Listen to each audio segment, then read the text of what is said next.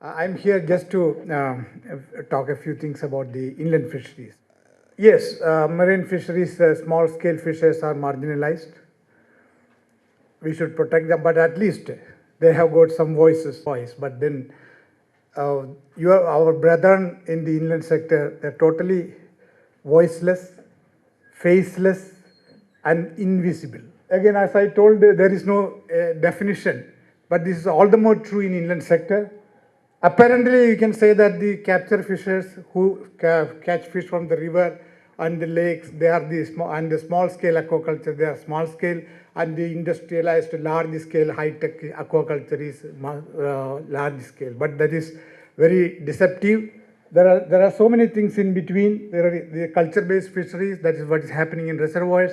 They are not capture fishery, they are not aquaculture. But then sometimes we want to put the aquaculture logics into reservoir system. That's why most of the problems come there. I'll come to that later. But the bottom line is there is a value for small scale fisheries. That's why we are all in favor of small scale. We think that most of the inland fisheries are capture fisheries, anything other than aquaculture. That's not true.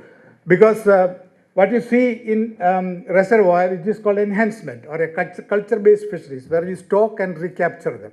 And that cannot be taken as capture fishery, and there's something in between capture and culture fishery, the culture basis of fisheries.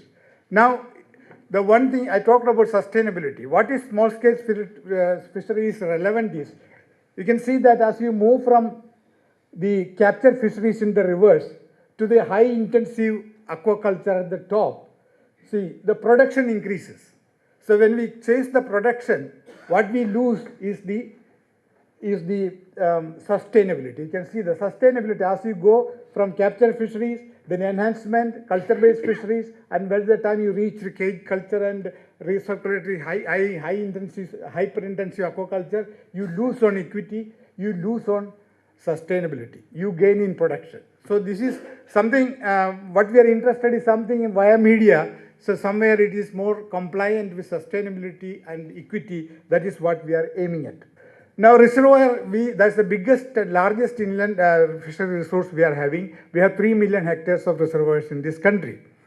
So all these 3 million hectares is producing virtually nothing compared to 900 kilogram per hectare in China. We are getting hardly 15 kilogram per hectare. So at a very modest scale of about 150 kilogram per hectare, also there is a scope for nearly 1 million tons of fish that fisheries can produce. Only 1/10 of that is being produced today. Suppose we have to take 1 million tons of fish from the aquaculture. There are two dimensions. One is the economic dimension of that, and there is also a social dimension. What is the economic dimension? According to the FFDA standards, if you want to produce 3 tons per hectare, you have to sell out 10,000 crores of rupees to produce 1 million tons of fish. Whereas from the reservoir, simply by stocking, you will get that fish. That is the economic dimension of that. What is the social dimension? This is where the small scale fisheries comes into play. Like sea, the fishing in the sea, reservoir is not a aquaculture system. But our planners want to put the aquaculture logics into reservoirs, and they think that it is aquaculture. So that is why increasingly states after states, they are thinking about leasing out the reservoir to private sector. And now what happens there, the people who live on the traditional capture fisheries, they don't get any benefit out of that. Only a moneyed person can get a reservoir on lease, and stocking virtually costs nothing. That is why NFDB scheme, I was critical about that, because there is only pittance. But then since you have got money, you can put that money and then walk away with all the production benefits. What is in the sea, it is nature's gift. That is why traditionally people have been utilizing that. Similarly, inland fisheries, and Rajasthan, for example, this is a state where the entire 100% reservoirs are leased out on the highest bidder. So the bidder takes he takes away with all the production. So this should not be allowed. That is why inland sector, now cage culture has come. What is cage culture? The production you are chasing production, as I told in the previous, you are chasing the production, you fill the reservoir with all the inputs, and reservoir will lose all the natural production, and just like Laguna de Bay in Philippines, several examples we are having, it will totally natural fish population will be eliminated. You will get whatever in the cage only, and even cage culture will be not feasible if it is eutrophication takes place. So you destroy the whole livelihood of the whole entire traditional fishermen, and that is the danger that is looming large at us. So what is the model you should follow? If a reservoir is to be developed, the reservoir should be developed for the community to take the benefits.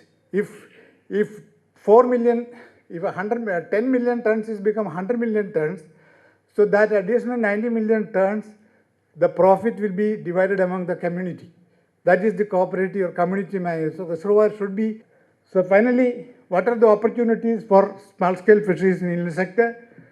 We have to, one thing is conservation of the habitat. The natural fish stock is there that supports traditionally the livelihood of the fishers. Then there's a culture-based fisheries that again, it is not aquaculture. Simply you are putting some seed there, you stock and recapture. You don't put any feed into the system, you don't spoil the environment. And then the benefit, if you stock, you get extra production, and the extra production benefit is shared by a larger community rather than one investor take away all the benefits. Then there's another way, it's called large reservoirs, they are managed on the basis of stock enhancement. That is, you stock for a few years, it breeds by itself, and the natural population is maintained there. These are the differences. The last slide is here. There are certain systems which are SSF compliant. To my view, they are capture fisheries of the rivers and lakes, stocking of open waters, and then stock enhancement, aquaculture using farm-made feed, and unfertilized. Small-scale aquaculture is again small-scale fisheries compliant, whereas non-compliant is circulatory systems, raceways, cages, completely feed-based and aerated aquaculture systems, high water exchange needed, system where high water exchange is needed, and there is something in between, that is fertilized ponds, formulated feed, brush parks, pens, and moderately stocked ponds. I think these are all for you. Chairman, I think I have one prize.